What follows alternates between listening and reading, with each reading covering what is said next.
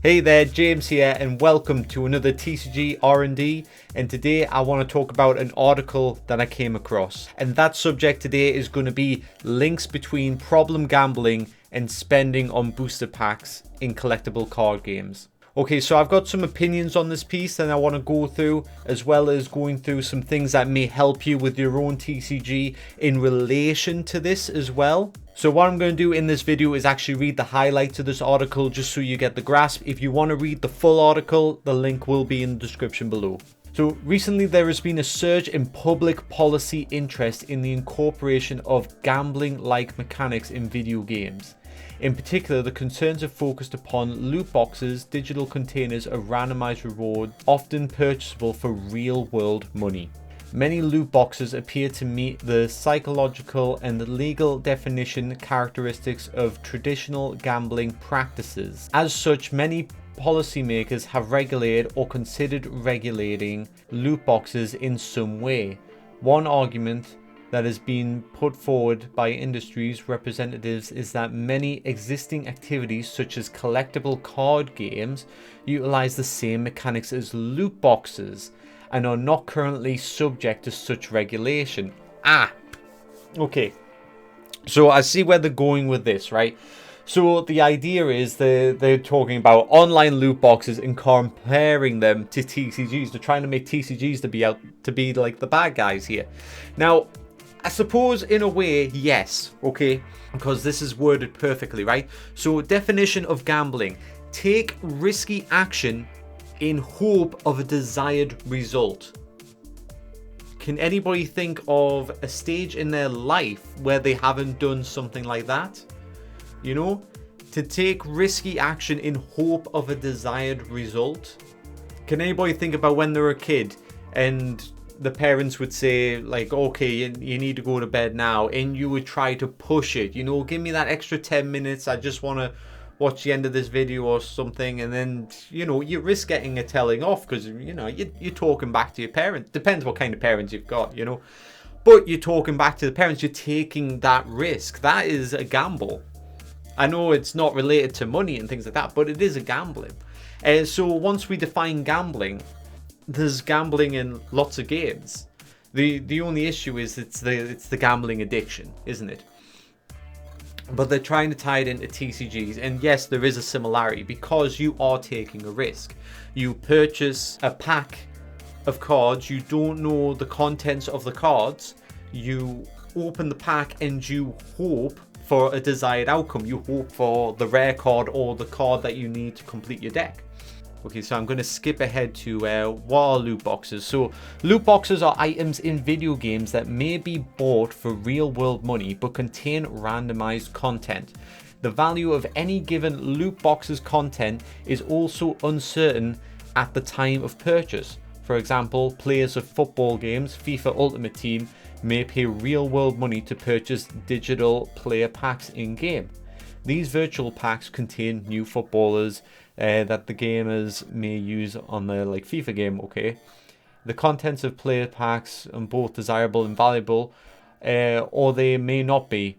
One may pay to open a pack and receive a high-powered and helpful player such as Arsenal's Pierre-Emerick Aubameyang, or one may instead receive a less powerful and useful player such as Oxford's United's Shandon Baptist, right? So obviously Arsenal being like the highest in the league, like a higher level in the league. I think Aubameyang's left Arsenal though. Yeah, he left like last year.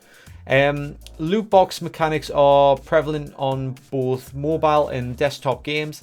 Indeed, the majority of top grossing mobile games appear to contain loot boxes. Okay. Furthermore, rates of exposure to loot boxes appear to have been high for several years. Analysis of publicly available daily player counts from the online gaming platform Steam suggests that the majority of desktop play sessions have taken place in games that feature loot boxes since as early as 2015. Now, I have noticed this. I have noticed a drastic increase in loot boxes. And I think when you're targeting children, there's a danger to that, because a lot of emotions are new to younger people. They don't realize that they're being played, essentially. I mean, I had a story from a friend at work, and like the child has just done well, and he's sat and everything, got good grades and everything, and they gave him £50 to as a well done. Okay, great. He said, like, oh my god, he took the £50 and he ran upstairs, and you could hear him. He was talking to his friends online because he got brought down in the middle of a game. So his friends were online ready. So he was like, oh my god, I just got 50 quid, blah blah blah blah blah blah blah. And then he said it was a few minutes later, he came back down and he went, there you go, and he handed the £50 back over. Parents are a bit confused by that. What's happened?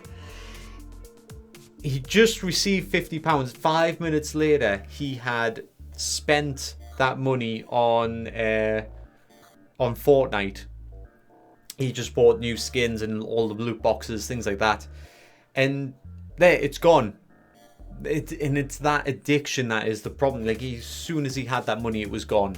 Right? It's now there's like he spent it on the card, handed it back in cash for his parents. That's worrying, that's concerning. But that's the concern with, well, I would say, loot boxes, because as the article progresses, I'm sure there's a part here that explains. Okay, down here, the difference between booster packs and loot boxes. Booster packs therefore share many formal similarities with both loot boxes and more traditional gambling activities.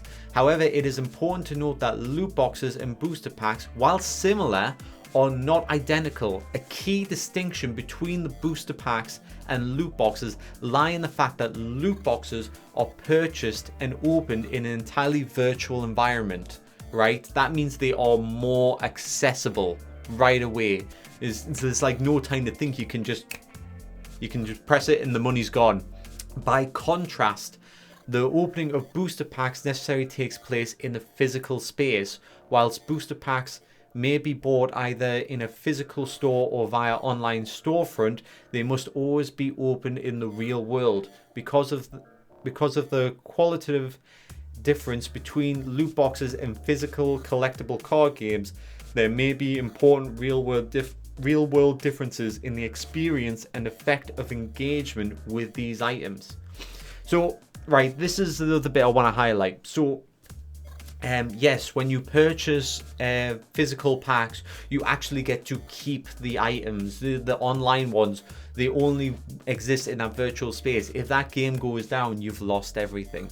And of course, we've seen increased value with booster pack cards, going off Pokemon, things like that. We had like the real upsurge in like 2020, 2021. There was a lot of people buying Pokemon cards, and a lot of prices went crazy. There was an awful lot of hype around that time.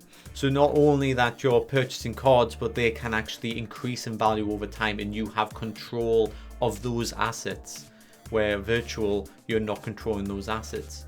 Another thing that I would say, which would be quite important, and it kind of is essential for trading card games, is when you design a trading card game, and this will help with your own trading card game as well, I'm sure of it.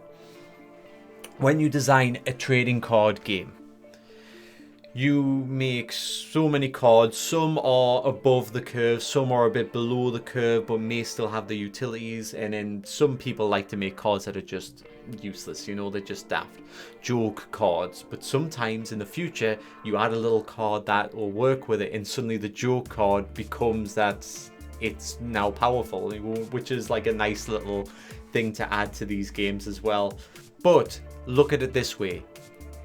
The name of the game, it's a trading card game. The emphasis is to trade your cards to obtain the higher level cards, the desired cards that you want. Now, if you just purchased single cards, you just purchased the desired cards at an inflated price, by the way, because they're the desired cards you want. You have to purchase them for more because everybody else desires those cards. Right, so you're paying more for individual cards, but you have the exact cards you want. That's great. Then becomes an issue, because when you have all the cards you want, you don't have any unwanted cards. if you don't have any unwanted cards, then you can't trade your unwanted cards for desired cards now. You know, so it might go like, oh, this is a real cool card, but I don't need it. But you do have that card, so there we go, let's trade. That's how a trading card game works. So booster packs are essential to trading card games, because without that randomness, without that leap of faith into the booster pack and the unknown, then you don't have the excess card stock to then trade to obtain the cards that you truly do desire. And this is the big difference, is what I'm saying. I mean, with Hearthstone, I think they fix it a little bit, because it isn't a TCG, it's a CCG, because you are collecting them, you're not trading them. But you can cash in the excess cards to then gain the dust, isn't it? It's the dust in Hearthstone. You then gain that, and then you can create the cards that you want from that. So there is a way of doing it with excess. Of course, that mentality, it is still virtual, but your cards aren't useless, and there is that way of cashing in on them. Again, with FIFA Online, I know that there is like their auction house and things like that, so you can put cards up for sale on there, sell them, and then you've got in-game currency that you can then use to either purchase other cards or more booster packs if you want. So they do have a system in place there. It is a little bit of a trading system. So that one you could say is a little bit more of a trading card game, but it's more of a selling card game, you know, or yeah, an auction card game. Would that be a thing? I don't think that I would coin that term, but it's closer to that than a trading card game. So right now I'm really going to dive into the homemade TCG section of this video. All right, so when you're making a homemade TCG, and do you ever feel like you're a bit predatory if you start selling them with their rare cards? With like, I think with ours, I think the Dragon Axe is like it's a 1 in 50. You know, it's a rare card to obtain. You know, you have to buy a lot of packs, but Richard managed it, you know, like he didn't. I think it was after about 50 packs as well. So but do you feel guilt over creating rare cards like that, or do you relish the hunt? You know, because you gotta remember, with high risk comes high reward, and that high reward is that dopamine hit. And I've talked about this in previous Talk TCG videos. The dopamine hit, that is what you're aiming for. If you went no, because dopamine is manipulation, so my game's gonna have no dopamine in it. No, you're not gonna get a dopamine hit. I could make a game like that, easy peasy. Just do a load of blank cards. There you go. Right, I thought I had an example here. This is almost card shape. There you go. There's a card.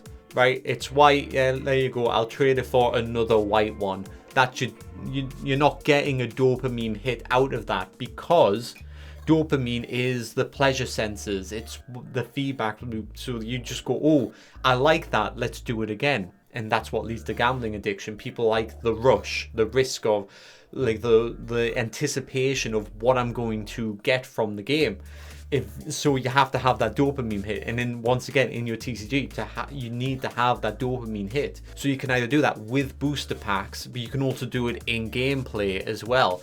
But it ties together as well, because in gameplay you have the satisfaction of playing that rare card. You have the satisfaction of someone seeing that card and desiring it themselves. And I know it's like one of those sins, isn't it? Like, oh, you shouldn't covet thy neighbor's ox or whatever. You shouldn't covet thy neighbor's trading cards. But you make it rare deliberately, so it is desirable. So you get that pleasure, and your opponent also sees that. They see that pleasure and they want it themselves, which means they then desire it and then want to get more booster packs as well. It's how the game is formed. You know, it's not it is, well, it is manipulation, but what isn't manipulation? Manipulation is just a bad word for persuasion. I could say I'm manipulating you right now because I'm trying to get you to think like me, or I could say I'm trying to persuade you to think like me.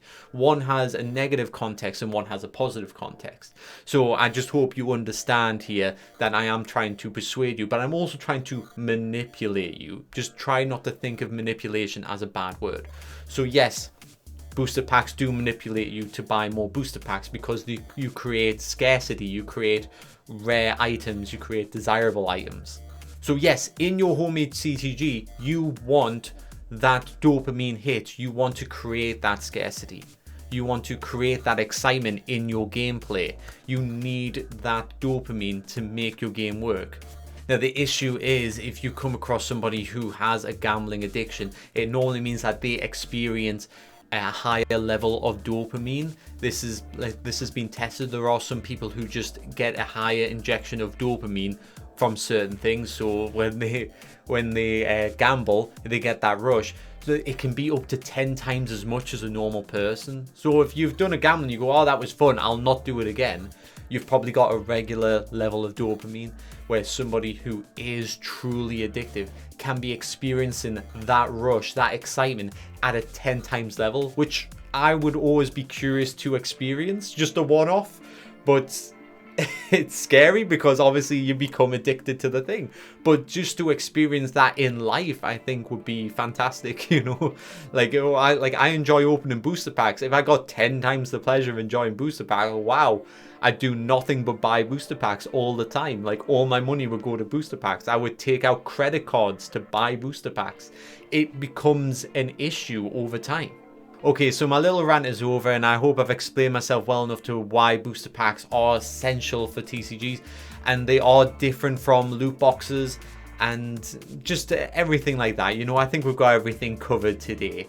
You know, so I want to go over this little summary for the article before I leave you. Remember, the link is in the description below. Also, if you've enjoyed this video and you want to see more content like this, don't forget to hit that subscribe button, because we will be having more videos similar to this. I'll be looking at articles, I'll be looking for videos, I'll be looking for websites with TCG ideas, designs, concepts, things like that. I'm going to be doing a lot of research and putting out quite a few of these videos hopefully in the future.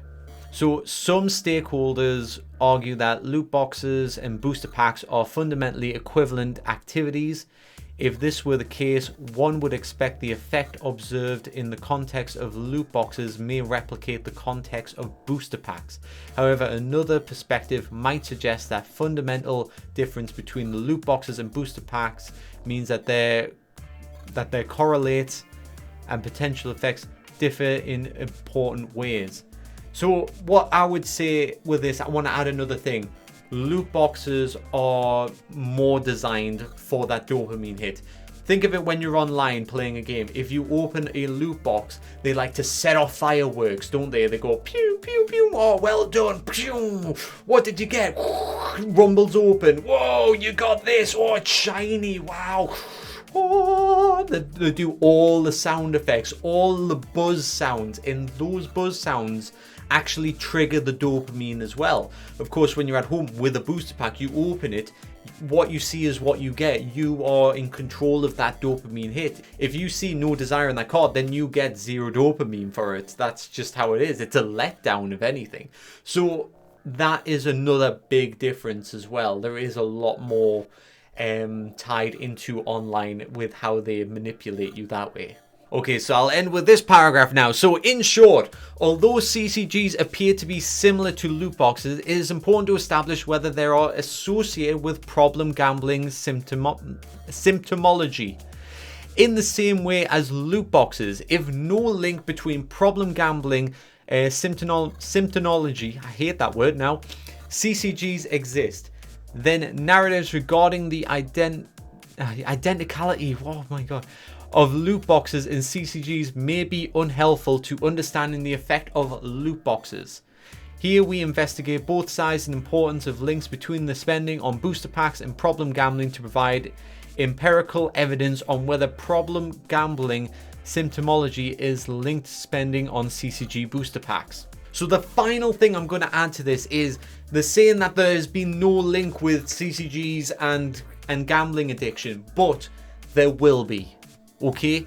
There will be somebody who is triggered and will have a gambling addiction because of a trading card game, you know, or a collectible card game. There is that addiction. There is that addiction in everything though.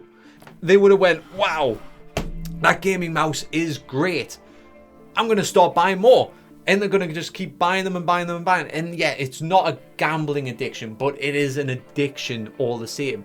We have that dopamine. If we get that dopamine from something, whether it's gambling or not, it's still an addiction, if that makes sense, okay? We like to be addicted to things because it brings us pleasure, and we like to do what brings us pleasure, okay?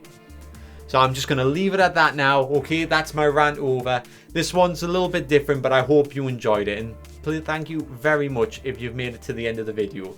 I'll see you guys next time. Goodbye.